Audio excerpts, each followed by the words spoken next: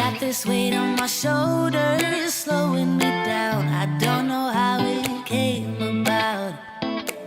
And while the world is spinning faster every night, I feel I'm stuck in reverse somehow. But it ain't no one's fault that I am stuck here. No one to blame this on, feeling so hopeless. I keep on pouring salt on my wounds when I shouldn't stay. I feel the pressure on me, how it's itching under my own skin. It's getting real hard to breathe. I gotta move on right now.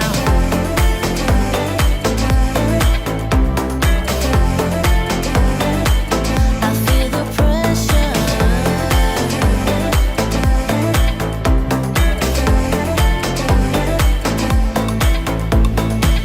A force of habit to point at another mistake, but two wrongs don't make one right.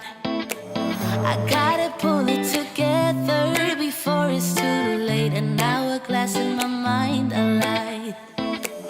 I know it's all my fault that I am stuck here. No one to blame this on, feeling so hopeless. I gotta find the way before it disappears. I cannot stay. I feel the pressure on me, how it's itching under my own skin. It's getting real hard to breathe. I gotta move on right now.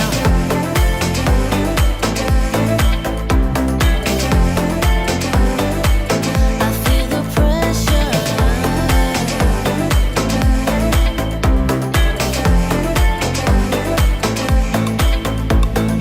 Ooh, when did I get so blind? I didn't see this coming. Ooh, I should have heard faith calling, trying to pull me out. But how do I get out? Yeah, how do I get out? I feel the pressure on me, how it's itching under my own skin.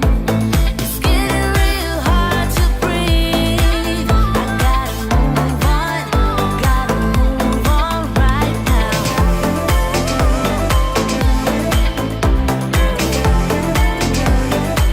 I feel the pressure.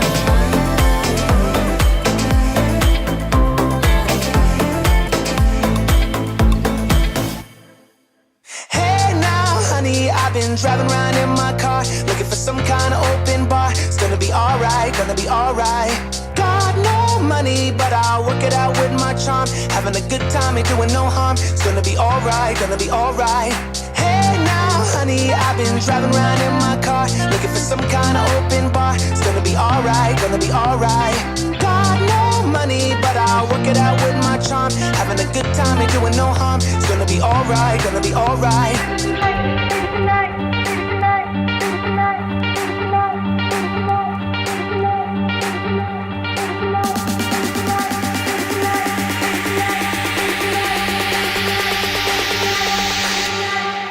Hey now, honey, I've been driving around in my car, looking for some kind of open bar. It's gonna be alright, gonna be alright. Got no money, but I'll work it out with my charm. Having a good time, ain't doing no harm. It's gonna be alright, gonna be alright. Hey now, honey, I've been driving around in my car, looking for some kind of open bar. It's gonna be alright, gonna be alright. Got no money, but I'll work it out with my charm. Having a good time, ain't doing no harm. It's gonna be alright, gonna be alright.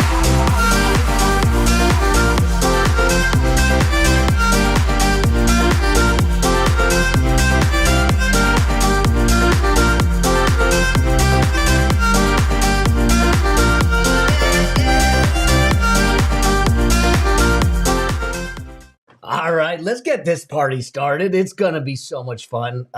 It's good to be back live with y'all. It's been a minute. Kind of crazy. Let me know that you can hear me, see me. all that stuff. It's been a minute because I've been on a ride. It has been crazy, as many of you know that we had the Money Machine Experience live, which we had thousands of people on, and then the opening of the doors for the Money Machine Blueprint, and in between there, I had 3 separate keynotes and my book on the billboards in New York City in Times Square. And I literally just got back from another conference yesterday. So it's been a minute. And yes, I leave tomorrow. I leave tomorrow on vacay for a little while, but there's some cool things happening today. One, I have a I do need a nap. Today, I have a special guest that I'm going to bring on, a dear friend. We'll talk about him in a moment. But 2, I'm going to make the announcement that, remember, I would do weekly shows, Money Mentoring mornings with Mel, and I did weekly shows, but we paused them during that promotional time where we were in doing the 10 days of money momentum, and then we did the Money Machine Experience, because that kind of took place of it. But when we come back from vacay, and I will announce it to you all. If you're not on my list, make sure you're on my list. I'll announce it. I will be back with my weekly live show with you, Q&A, talking money, talking finance, talking wealth, talking life, talking about all the things, and trying to help you navigate your journey to financial freedom. I'm going to tell you something that may be a little pointed right now, and this is one of the reasons I think this guest that I'm going to bring on, which you all know I don't bring a lot of guests on, is really, really important. I think you have a window right now. I think you have a window right now that is about a 12 to 18 month window. It is the time for you to decide whether this is going to be the window that you take control of your financial destiny. I think there's some things going on in our economy, some things going on in our world, some things that are going on that I see, whether it's disparity, the K-shaped economy. We'll talk about that at some point.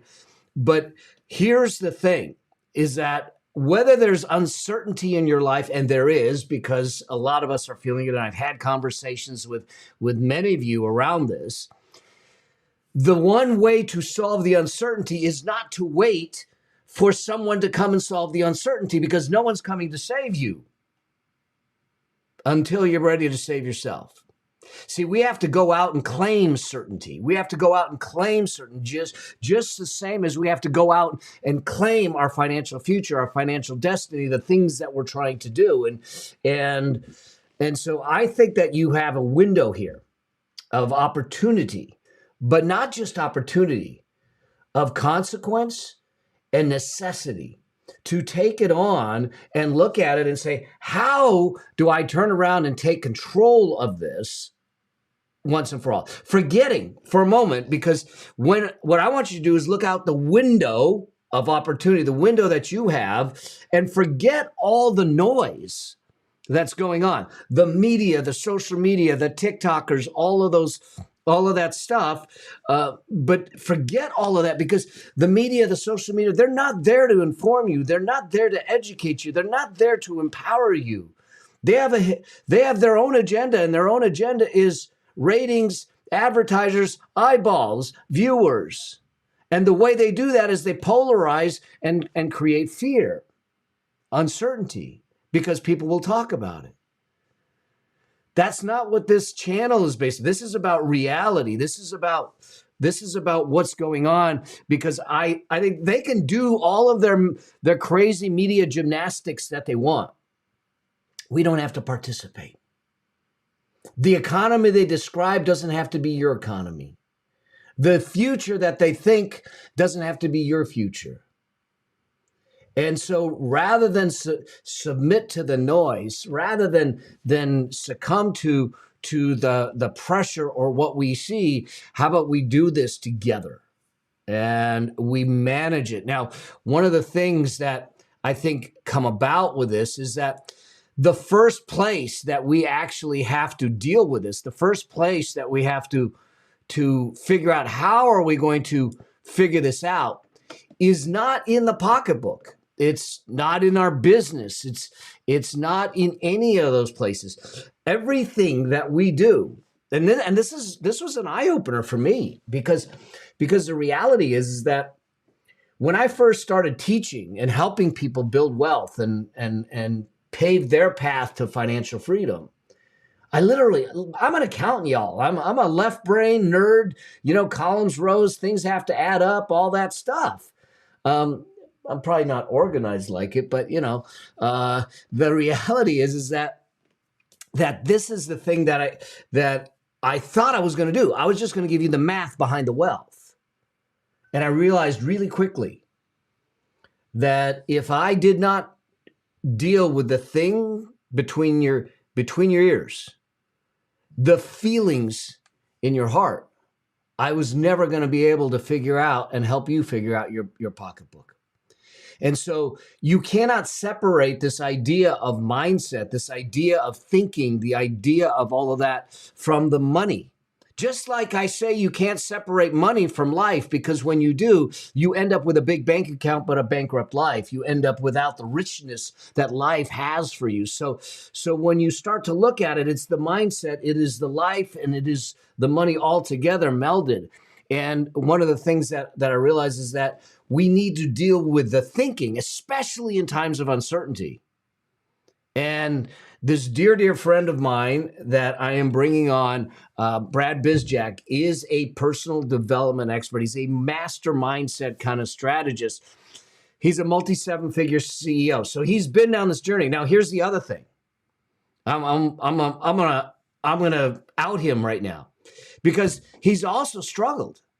He's also been in a place where he's had the success, and then all of a sudden that success was not so much success, because all of a sudden he pulled back the curtain and said, oh no, the reality isn't that the numbers aren't the same.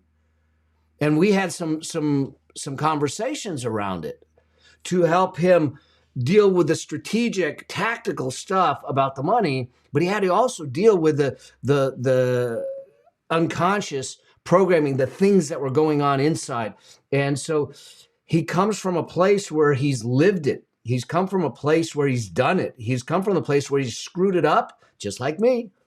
We're human, and everything. And so, but here's his focus is helping people break the bonds and the chains of mediocrity.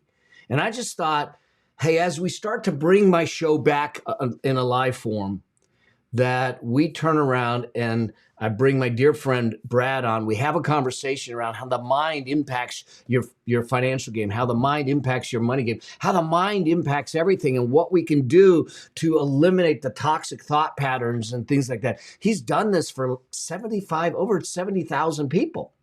So why not bring him to our audience to do that? So I'm going to bring him up, and we're going to say hello to my dear friend, Brad Bizjack.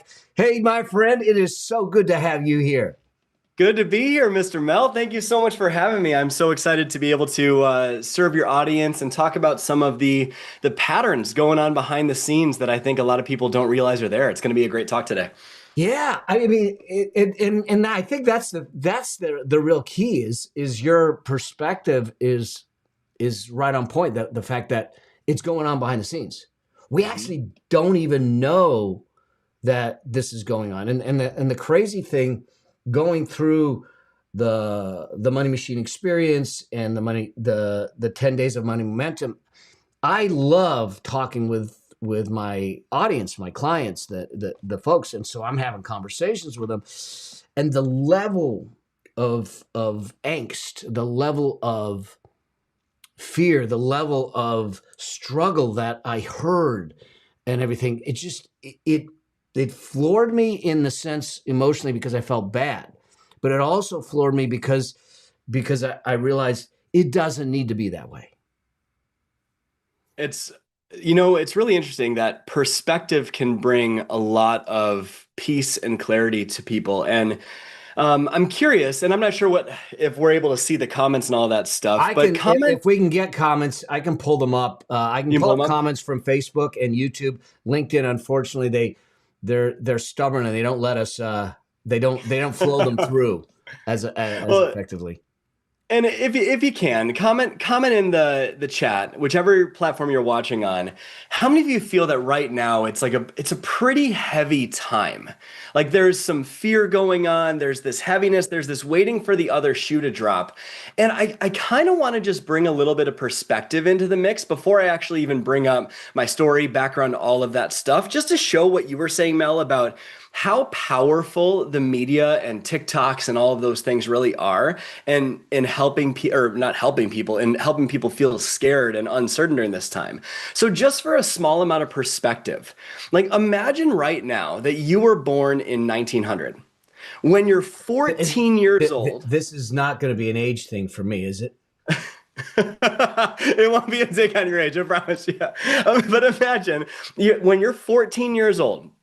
You're born in 1900. When you're 14 years old, World War I starts and ends on your 18th birthday with 22 million people killed. Later in the year, a Spanish flu epidemic, right, hits the planet and it runs until you're 20. 50 million people die from that in those 2 years. When you're 29, the Great Depression begins. Unemployment hits 25%. Global GDP drops 27%. That runs until you're 33 years old. Y'all, this is the uplifting part of the show. Yeah, this is the uplifting. I promise, positive talk, right? That runs till you're 33, and the country nearly collapses with the world economy. And then when you turn 39, World War II starts, and you aren't even over the hill yet, because when you're 41, the United States is pulled fully into World War II. Between your 39th and 45th birthday, 75 million people die. Then the Holocaust happens.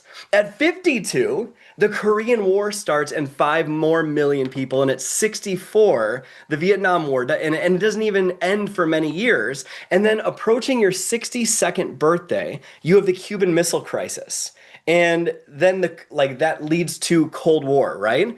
And so all of those things, the reason I'm bringing that up is because, and it keeps going from there, right? There's like, if you were born in 1900, you lived through all of those times.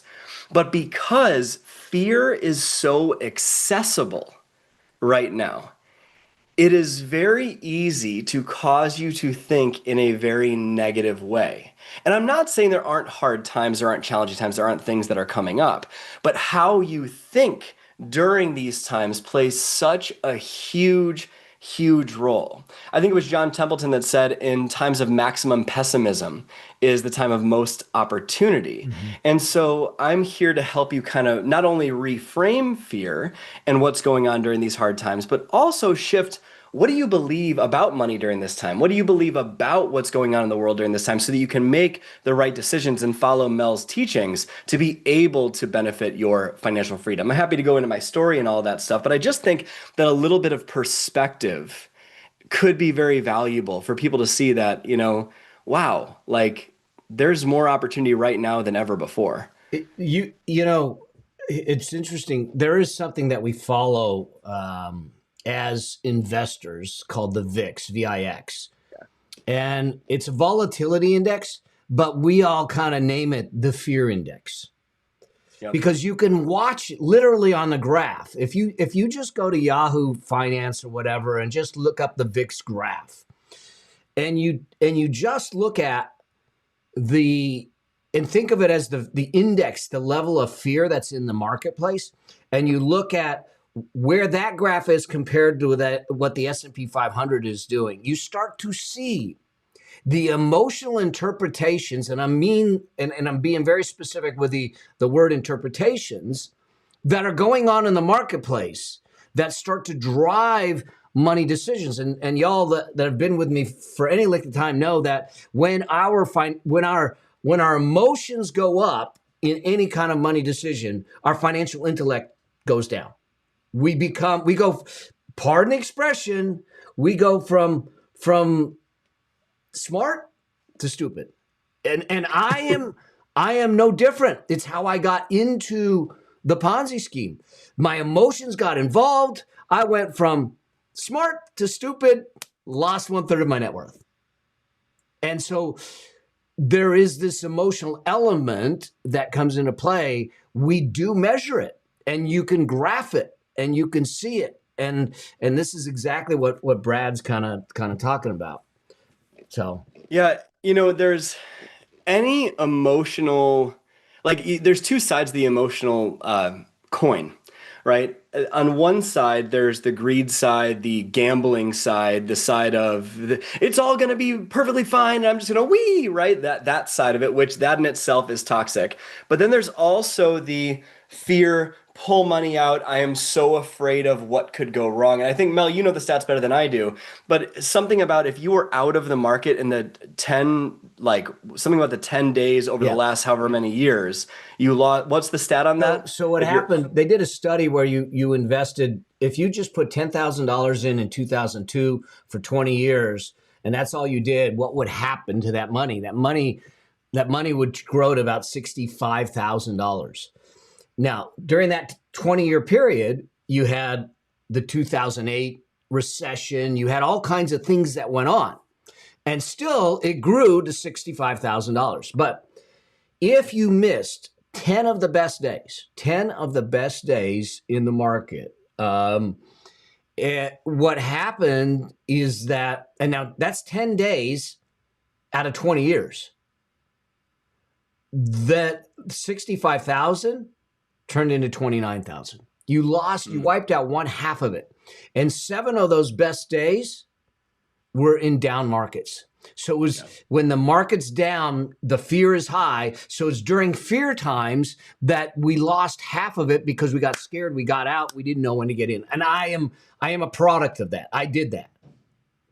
Until I understood this part of it, but also understood what the market does. I couldn't do it. So yeah, what's happening, the two sides of the coin that we have to navigate from a financial standpoint is that greed and fear side. Yeah, and my goal with everything that I do is to help people master their emotions and shift the limiting beliefs and toxic thought patterns playing behind the scenes.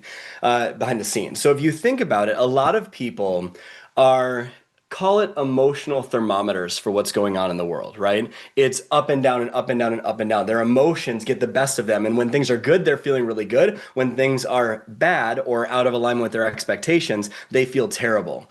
And so part of what I do is help people stay more even keeled along the way. So even though the world is going like this, you can stay here and make stoic, grounded decisions that will actually allow you to look at history instead of headlines, use data instead of emotion.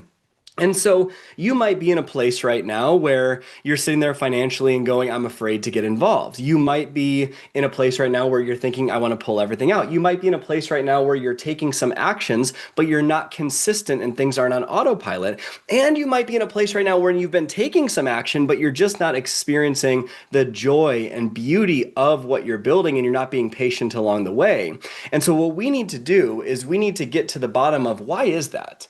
Why is it that your emotions are going up and down whenever something outside of your expectations happens? What is the limiting belief or values conflict or limiting emotional pattern that's hiding in your mental blind spots? Because if you think about it, if you're in a state of peace, gratitude, and love, you're much more likely to make more intelligent decisions than if you're in a state of uncertainty, fear, anxiety, panic, and overwhelm.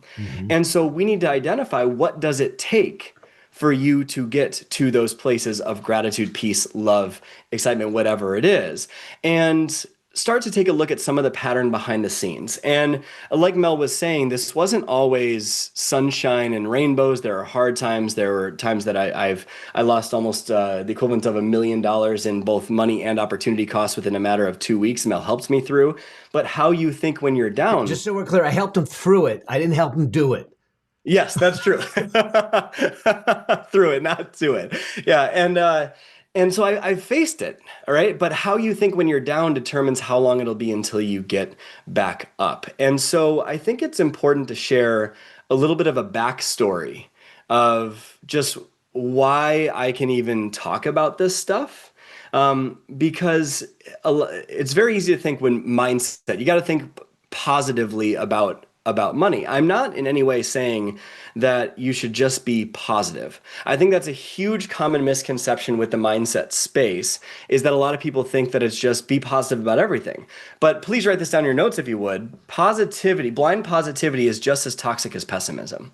If you are just positive for the sake of positivity, typically what's happening is you're avoiding what's going on. You're not actually taking a look at what's going on behind the scenes emotionally, and you're not willing to face it. And so I started off this financial journey $92,000 in debt. I was struggling paycheck to paycheck. There was too much month at the end of the money, and I wanted financial freedom so badly, but it felt like nothing I was doing was working. I would read the books, I would listen to the podcasts, I would study the mentors, and it worked for everybody else, and it wasn't working for me. And I would start to get in my head, is success just not meant for me? Is it not in the cards for me? Well, financial freedom never happened for me, because I think deep down what was going on is what I really wanted was to be the breaking point of mediocrity in my family history. I saw my parents struggle financially for so long, to barely have anything to show for it, working 100-hour weeks to not have anything, right? And so I wanted more than that, and it just wasn't working. And so I would see other people's success, and I would instantly compare. I would take their success to mean my failure, and I'd find myself on the couch, feeling so sorry for myself, watching my laptop staring at me, begging me to change my life, and even though I cared so much, I just didn't care in that moment. And my mentor told me, dude, you need a mindset coach because what you're doing is not working. But I was $92,000 in debt. I couldn't afford a coach. But I figured, if nothing changes, nothing changes. I have to get in the game. And so I hired a coach. And on our very first call, she said something that transformed how I viewed success, transformed how I viewed business, transformed how I viewed money. I was telling her all the same things. I'm doing all the right things. It's not happening for me. It's happening for everyone else. What's going on? And she said, Brad, you are so attached to financial success that you're missing the whole point. You're under the impression that you shouldn't be where you are right now, that right now isn't teaching you something. Business success and money is not going to bring you happiness. It's rewiring your mind for happiness fulfillment. That's going to lead to success and the right decisions to create success. And from that single statement, it started to shift how I viewed what I went after. I started to realize that if I wanted to change my behaviors, which is what you do with the income you bring in is what matters, right? Mel teaches this, there is a set of skills that you need to follow with the money that you bring in. But I realized that if I wanted to take those actions, I needed to make sure that there was no inner conflict going on behind the scenes, preventing me from doing that. There's so many people that value financial freedom, but also are valuing avoiding mistakes.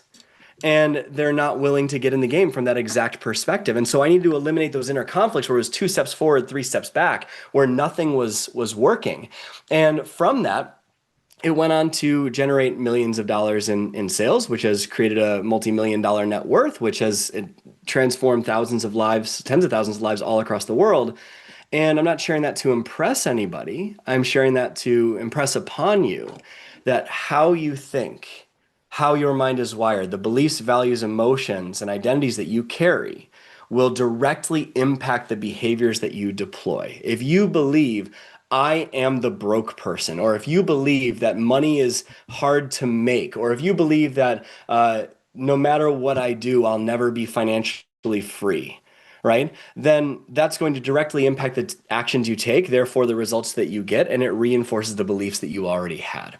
And so that's my calling to everybody here, why I do this, to help you just shift out of these generational chains of mediocrity and come alive to your limitless possibilities and create the success, freedom, and fulfillment that you really deserve, and doing it reverse engineered from what your heart actually wants, the lifestyle you actually want, not just what society tells you should want. So we can go any direction you want with this, Mel, but I figured it would help give context to why I'm here and why I'm speaking about this. Yeah, I love this, Brad. And let me just go back to something you mentioned, because it's one thing that a lot of times when I do my keynote, I have a slide that says the journey is the purpose.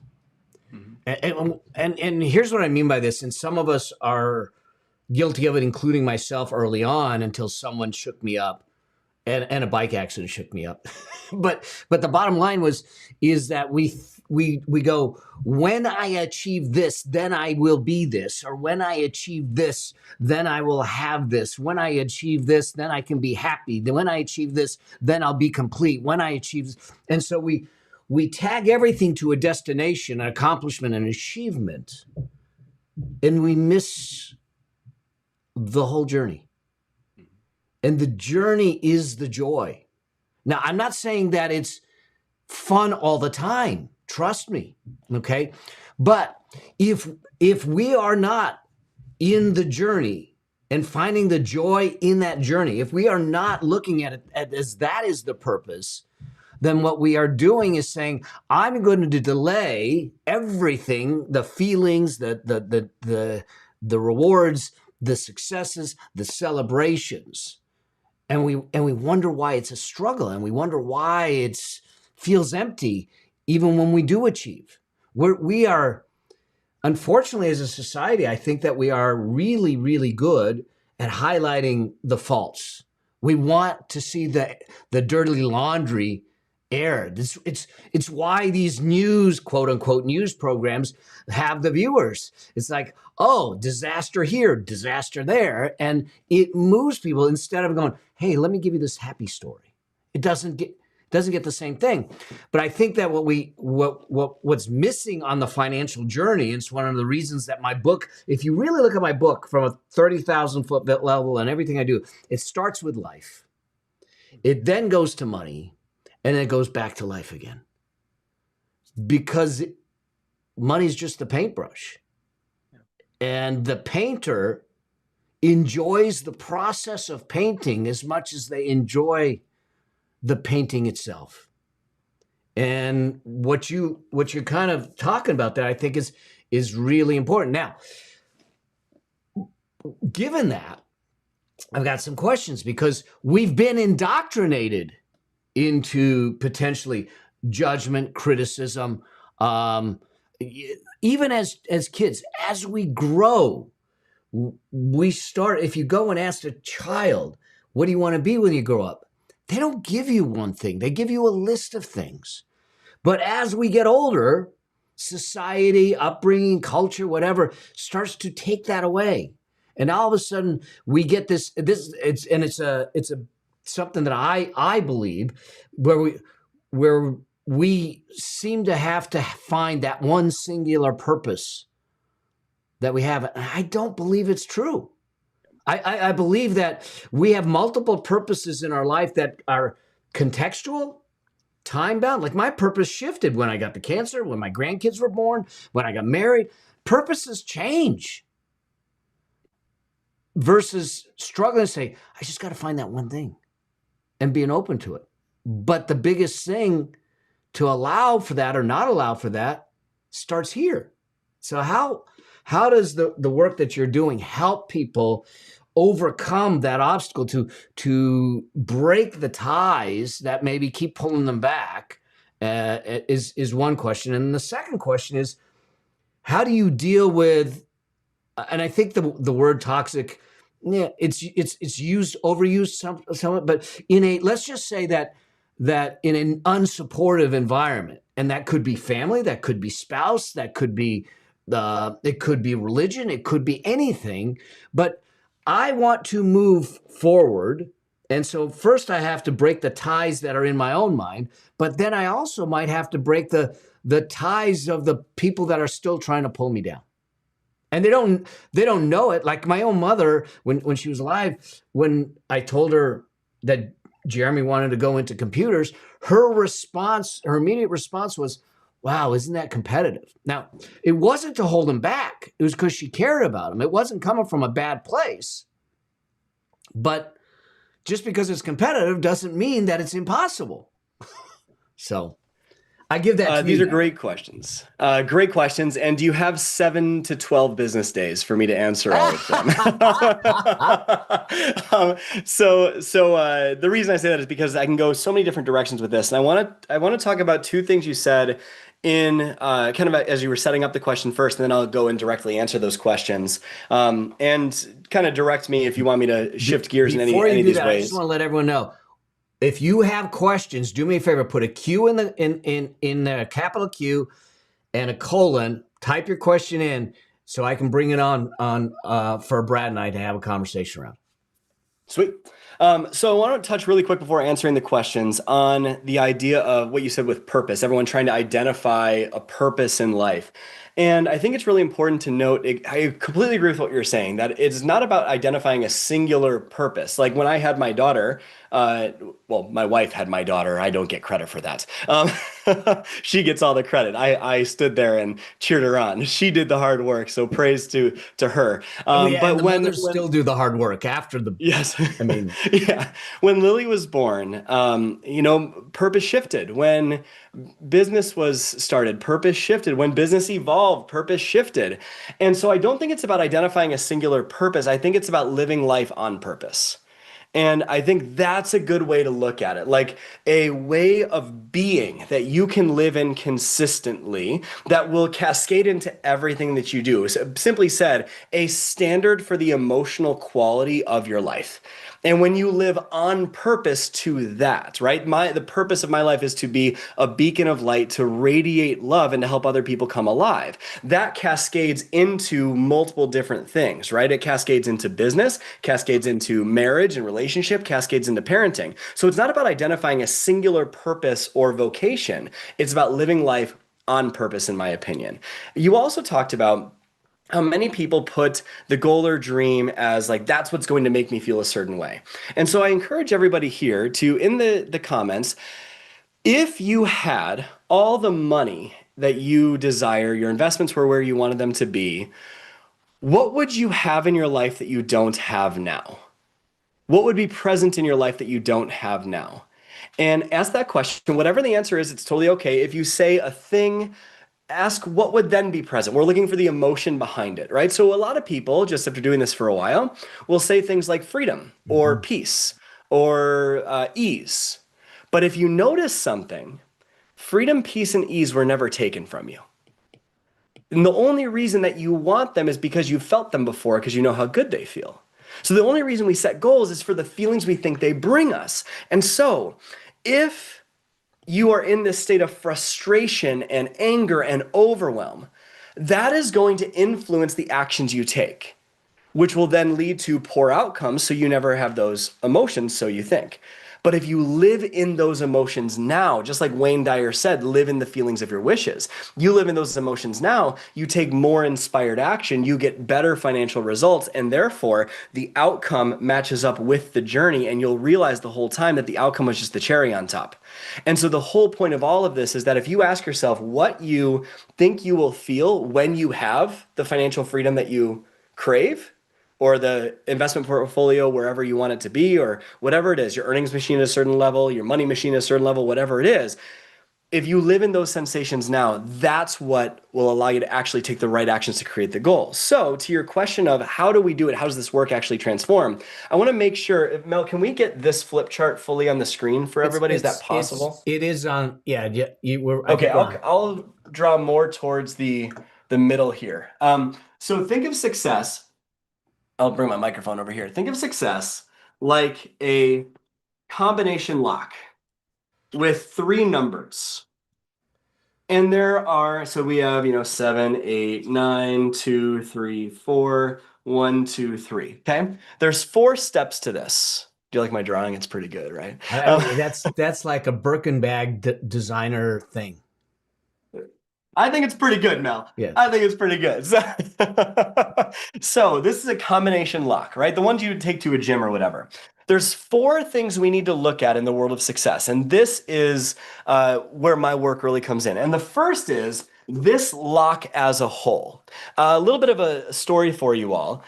A couple years ago, I'll just share some numbers with you guys just to be transparent and vulnerable. My goal is not to impress anyone with this, just to illustrate a point. And this is something that you helped me with tremendously, Mel. A couple of years ago, our business was doing about $2 million a year in sales. And at that time, I was like, I really want to reach to $10 million in sales. That's what I really wanted. I wanted to reach that. And Mel he stopped and he challenged me. He goes, why? Why do you want to reach? Why? What's the point? And I said, well, that's the next thing. That's the next thing you go after. And he said, no. Like something along the lines of, you need to identify the life that you want, the lifestyle you want, and reverse engineer everything from that lifestyle. It fundamentally changed how I viewed the lock I was trying to open. It changed everything because I I realized that it wasn't the $10 million revenue that I was after. I realized that it was, I wanted to continue churning the same amount of revenue with more profit and being more present as a dad, playing with my daughter more and those type of things. So the reason I bring this up is because most people don't even know what they're after. They think they need to be a billionaire to live the life that they really want, and you don't. Right? And like you don't, we just need to identify what is the lock that you're actually trying to open, and is that actually exciting to you? Now, to open that lock, there are 3 numbers that are at play. And I'm going to tell you what they are in reverse order of importance, because most people don't recognize that they're going about success backwards, right? And the third most important, what most people identify as the first, is the strategy. Now, don't get me wrong, the strategy matters, the how-to matters, and it just matters the least, right? Think about it.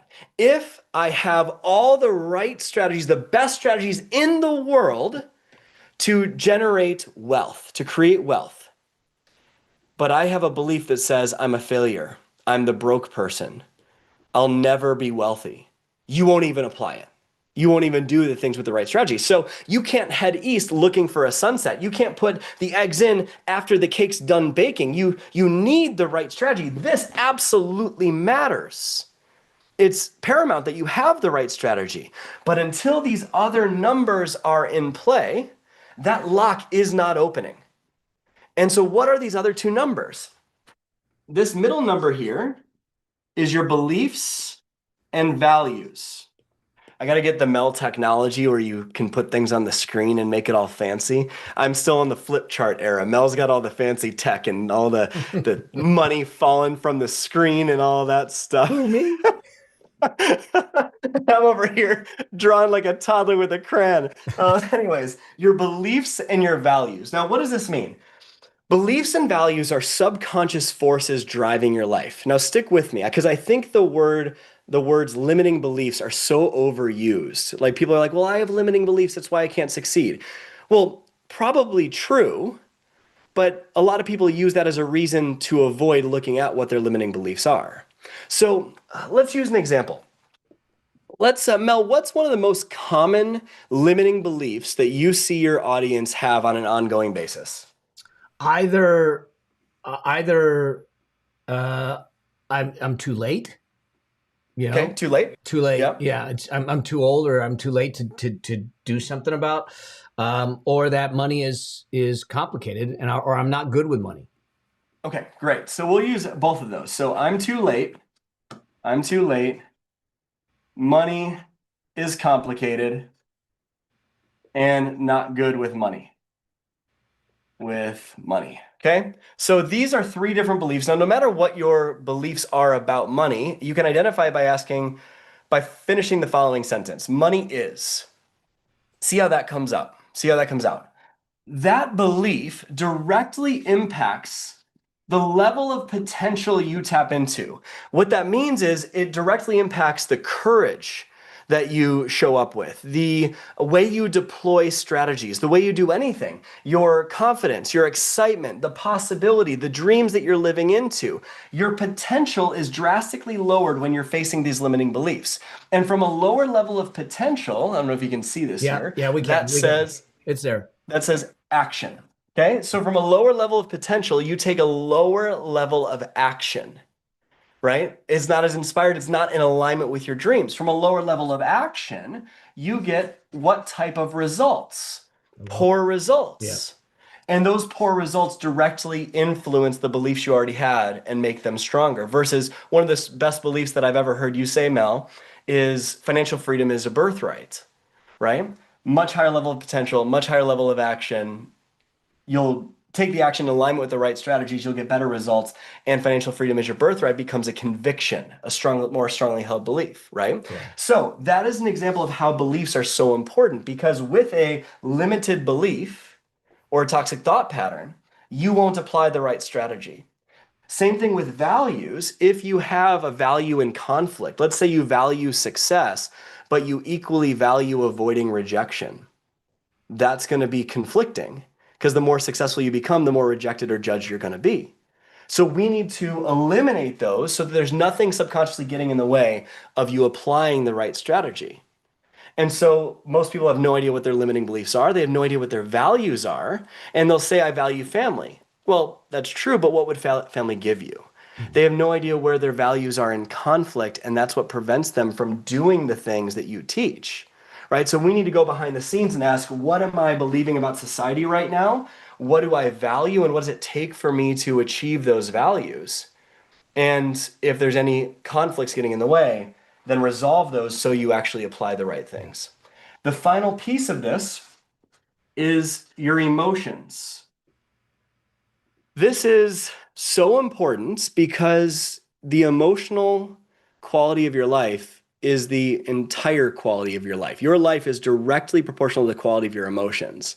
So if you think that I can't be happy until this lock opens, I won't celebrate until something big happens, then you're going to not have very many big things to celebrate because you're not willing to celebrate the little things. Yeah. So the emotional state that you live in consistently, that is the thing that determines what stuff comes out of your mouth. It determines the thought patterns that you're experiencing. Think about it. If I'm in a high level of, let's say, possibility, then the limiting stories playing behind the scenes are quieter. But if I'm in a low emotional state, anxiety, overwhelm, and one of those dark nights of the soul, then these limiting stories are pretty loud, right? So last thing on the emotional piece, because I want to make sure and get to questions, is that most people don't recognize that they have an emotional home that they go back to. Even if they don't like it, it's where they live. If you think about your brain as a world-class survivalist, its job is not to make you rich, its job is to make sure you stay alive. So at any moment in time, it's looking out for threats. Well, I want you to think about what emotional state do you typically live in consistently? And for a lot of people, it's anxiety, overwhelm, fear, whatever it is. And how long has that been going on? 30, 40, 50 years, right? And so would you agree that that emotional state is familiar, right? Most people would say yes. Well, the brain values familiarity, and it would much rather be certain and dealing with what's familiar than uncertain. So wealth, financial freedom, that is uncertain, unfamiliar to the brain. So the brain sees it as a threat. And so we stay in these limiting emotional states. And so most people don't recognize that they have an emotional home that they go back to. And that emotional home of anxiety is spitting out thoughts and stories on an ongoing basis that turn into beliefs. And that directly impacts the strategy that you deploy or don't deploy. I could spend an entire day going deeper on these topics, but I want us to see the main overarching principle that if this is what to do with your money machine, and it absolutely matters. If you're in a low emotional state, you won't apply it. If you have limiting beliefs about money, you won't apply it. And if you have limiting value conflicts, you won't apply it. And so we need to go to work on this stuff to make this actually start working for us. Does that make sense? Yeah, it does. It does. And it's great. It's a great explanation to really kind of cover some of that. So the way I see it, well, here's another question that hopefully we don't go down a rabbit hole on this one, but I think it's important to ask. Well, okay, so there is an emotional state that many of us might have been we've gotten used to, we've gotten comfortable, which really is our comfort zone. It's the very reason I think that one of the reasons that when someone wins the lottery, they end up broken in a couple of years. They don't have the emotional fortitude and maturity, nor the skill set to carry it. But is the emotional, where does that emotional set point, if you will, get built from? Is it nurture? Is it culture? Is it, and you may say all of it, but where is it coming from?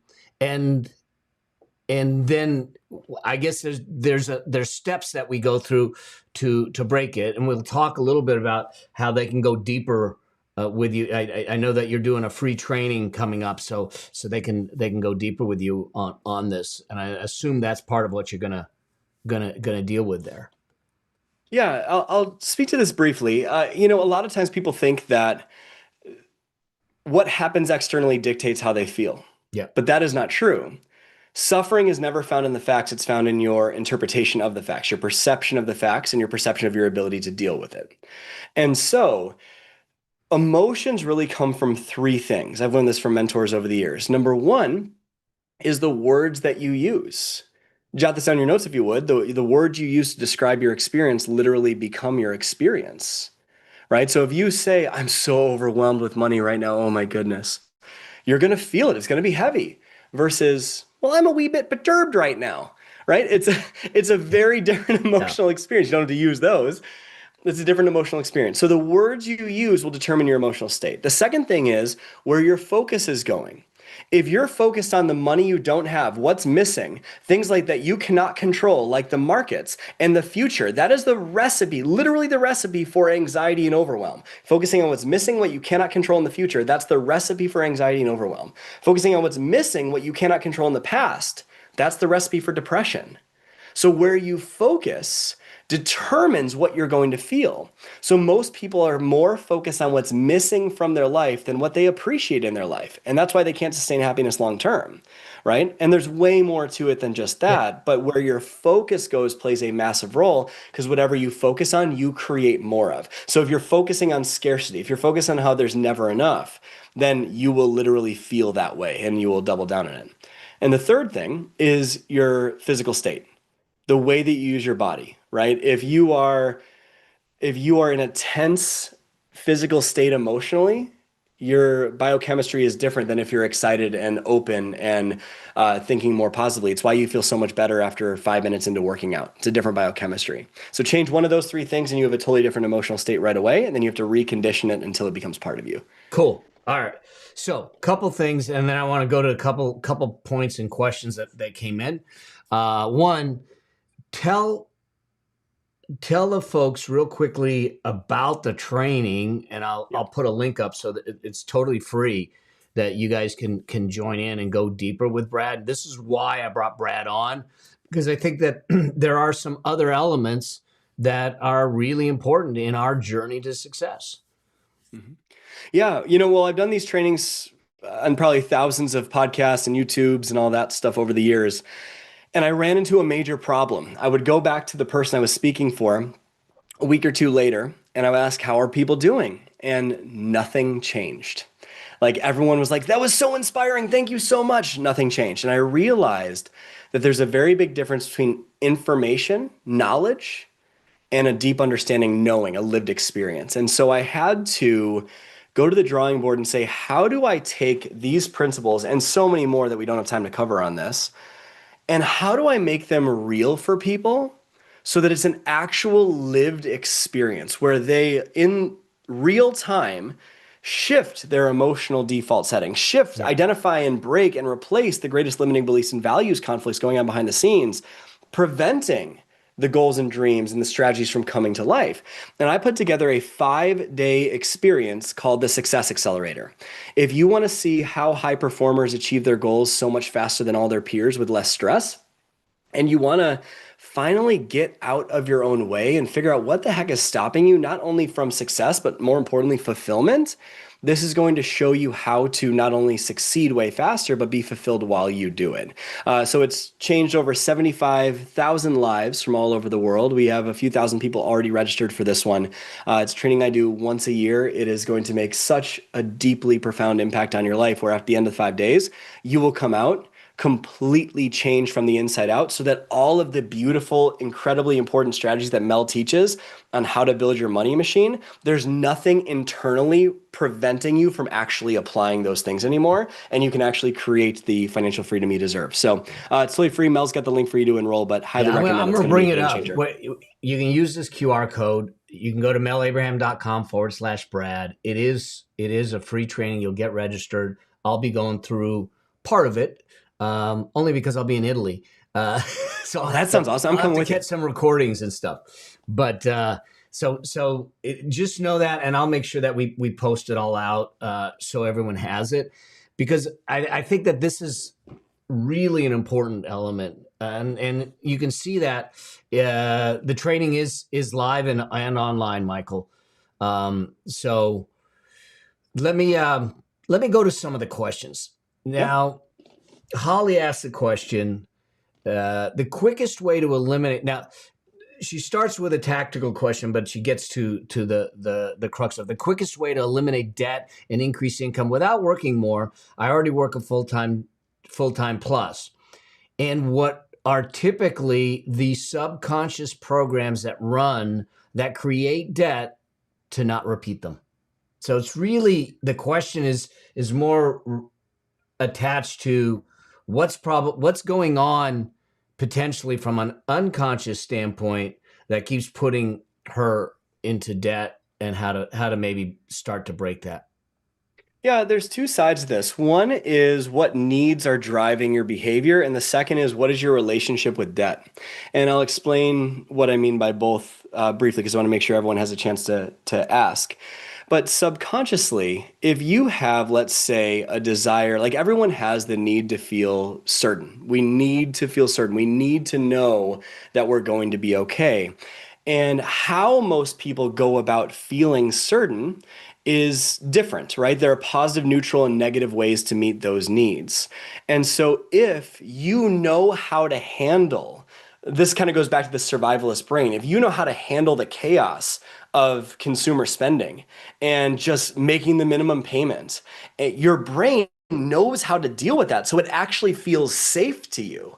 So that is a strategy to meet our need for certainty. Now, I don't have the context of your entire situation, so I can't tell you that's what's going on.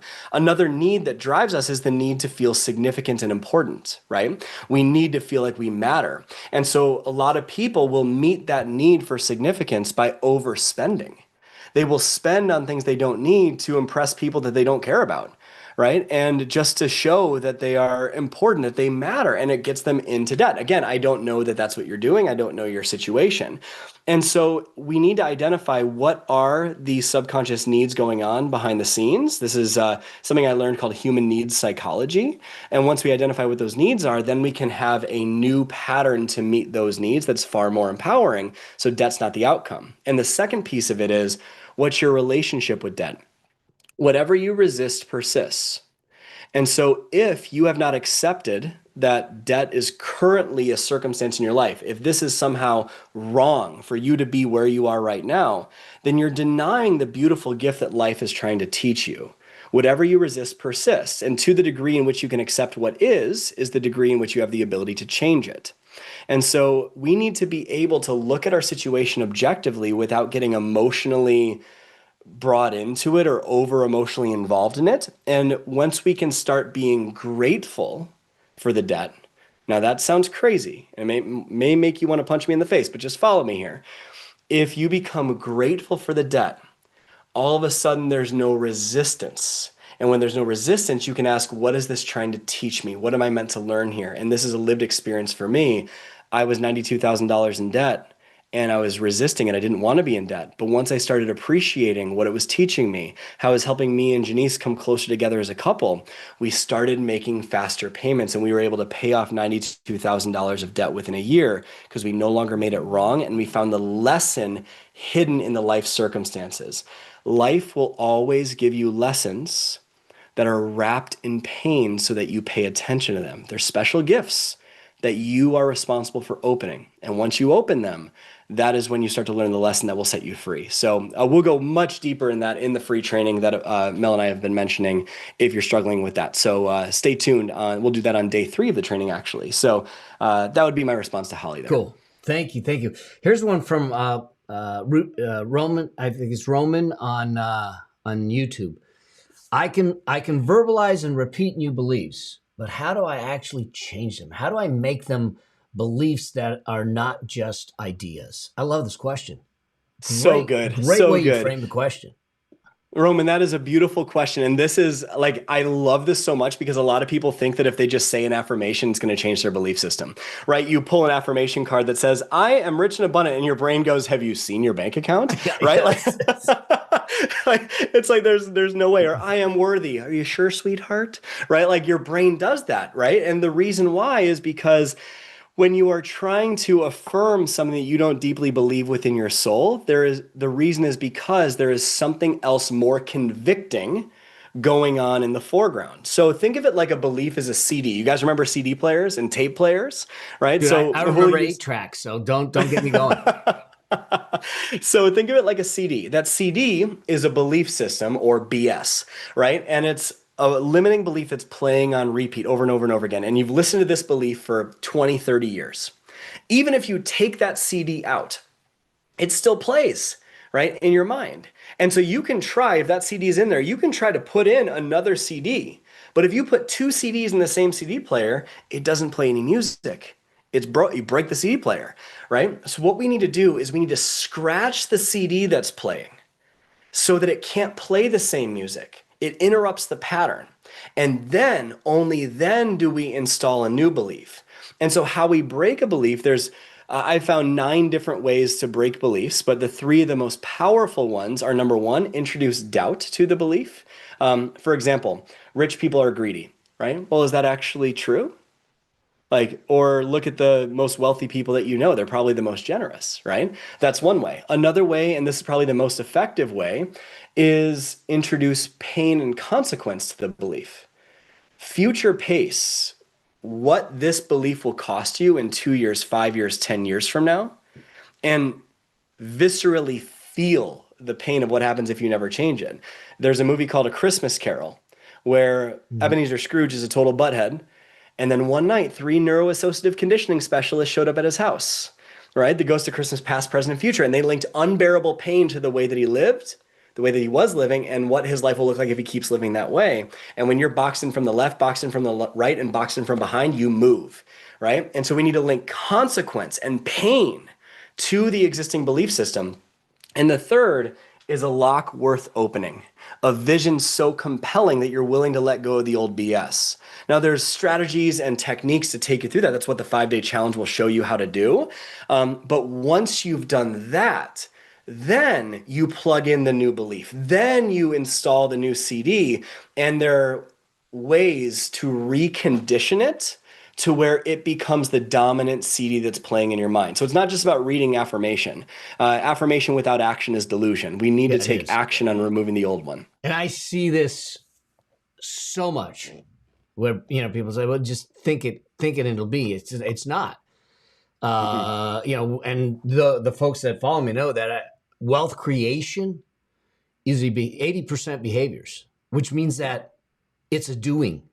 It's something we have to do. Mm-hmm. And so if we do nothing different, we get nothing different. Yep. And we can extrapolate that the rest of our life then. And now we know where we're going to be. All right, a little follow-up question, and then we'll close out again. But this is from Shawnee on YouTube. And they said, how to appreciate the debt ? The idea gives me anxiety. Yeah. So they're looking at it from that perspective, because you said, hey, I got to appreciate it. Well, okay.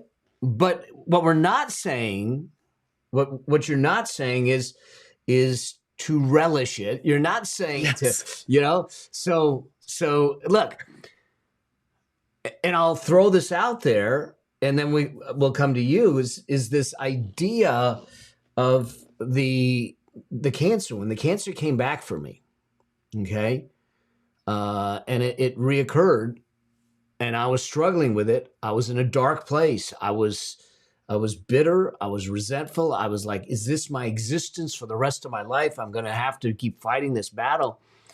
And I was trying to figure out who I wronged, what I did. Why did I deserve this? Why? And that question haunted me. And someone asked me this.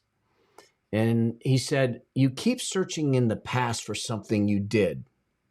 that caused the cancer, that gave you that you deserve the cancer? And I said, yeah. And I says, will you find anything? I said, yeah, darkness, bitterness, resentment. It's not helping me. I just, and angst and everything. He says, well, what if it isn't something you did, but something you were meant to do?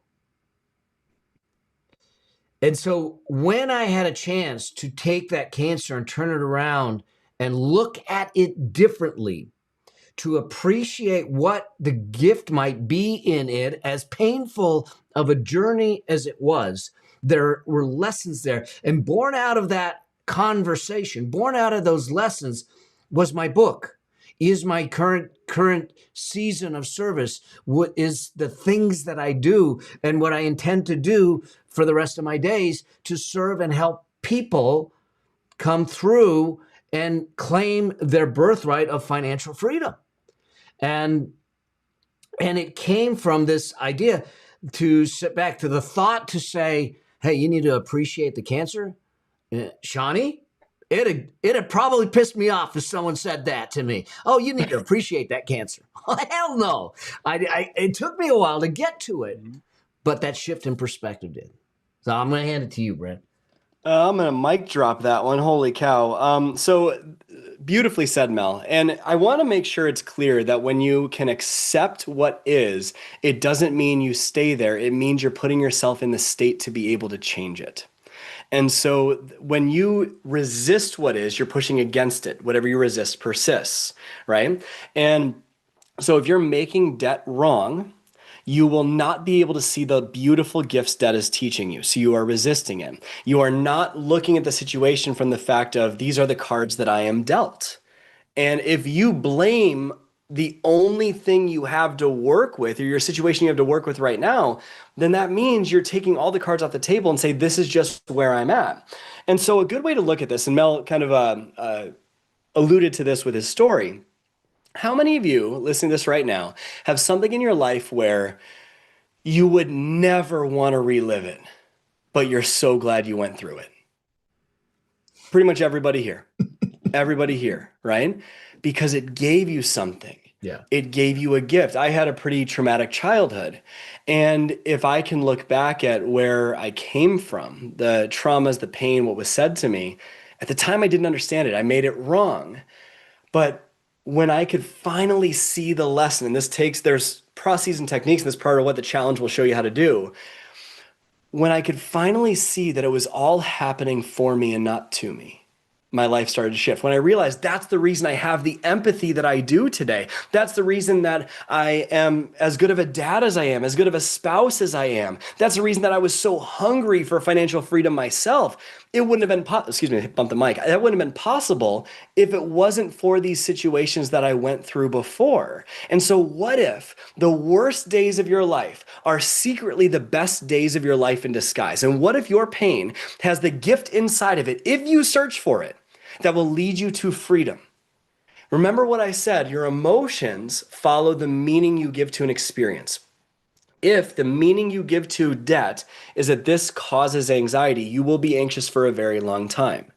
But if the meaning you give it is, this is a painful lesson that's giving me a beautiful gift and how I can grow, how I can evolve, how I can expand, you can turn your pain into purpose. I'm not saying it's easy. I'm not saying that at all. I'm not taking the pain away, but my promise to you, my friend, is that pain in life is guaranteed. Suffering is your choice.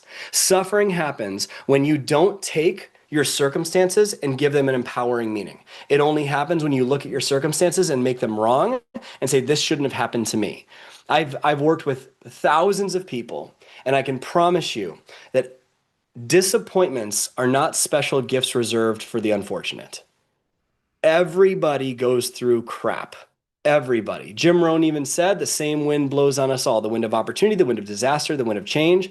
It blows on everyone. It's not the blowing of the wind that determines your life's future. It's the set of your sail. And so the gift inside of it, there's very few gifts that people really need to learn. They're all something around a meaning, a belief, something like that. But the wrapping paper on that gift is different for everybody. And so it might be debt for you, it might be marriage for somebody else, whatever it is. But my point with all of this is that if you start to see life is happening for you and not to you, and you adopt that one fundamental belief, and this challenge will show you how to do that, you adopt that one fundamental belief, your experience of debt will be radically changed, and you'll put yourself in the state to be able to take the actions to successfully not only get out of debt, but also create financial freedom in your life. Ah, Brad, so good, so good, so good. Thank you for being here. Thank you for taking the time. Y'all, if you want to join him, I'm going to just put this up on the screen again, melabraham.com/Brad. Go ahead and join him. He's going to go deeper for 5 days on these types of things, and work you through it. It serves you in all aspects of your life. It serves you not just in the financial, but emotional, relational, all of it. It is a catalyst for a whole different paradigm in doing that. And I say this because I've experienced it, I've lived it. Two, I've watched it happen, and I want the same for you. I think that we're put here with a gift. I think that we're put here to live fully into that gift. I believe that we're put here to nurture that gift, and I believe that we are put here to give that gift back to the world. And the best way is to stand up tall, to be that role model, to be that example of what is possible no matter what has been thrown in your way. And Brad's training is going to help with that. And so I hope to see y'all there. I like I said, I'm gonna be there and going through it also, because there's always another level. There's always another level for you. All right. So Brad, thank you so much for being here, being part of this, and joining us on this. And I look forward to seeing y'all on the next live show. Like I said, I'm coming back with my weekly show. We'll be doing more of this kind of stuff, answering your questions, financial questions, wealth questions, mindset, life questions, and keeping you rolling and moving forward. It is the safe place to have a conversation, whether it's about money, wealth, life, and the things that are going on, where it's not about judgment. It is not about criticism. It is about movement, progress, and celebrating you every step of the way. So as I say, on the journey, and until I get a chance to see you in the next one, always strive to live a life that outlives you. And I'll see you in the next one. Thanks again, Brad. Cheers. Bye for now.